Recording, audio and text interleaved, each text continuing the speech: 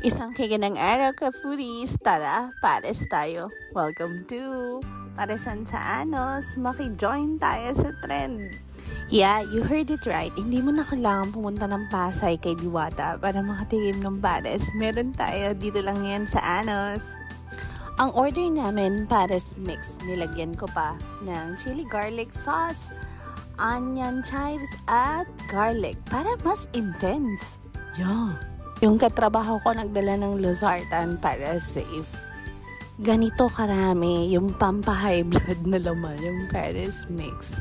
May chicharong bulaklak and may kung ano-ano pang toppings.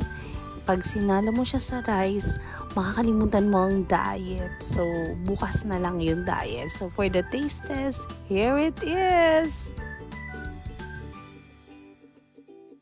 Kita naman sa consistency ng sabaw. Masarap yung broth niya.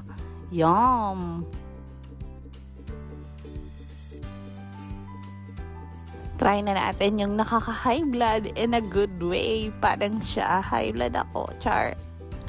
Hindi ka magsisisi at panalo talaga yung bayad mo. So, kita mo naman, happy ang mga person at inilagay pa sa rice over there. So, sa kabilang bowl, may rice tayo. So, try natin. Ang sarap. Makalimutan mo yung pangalan mo.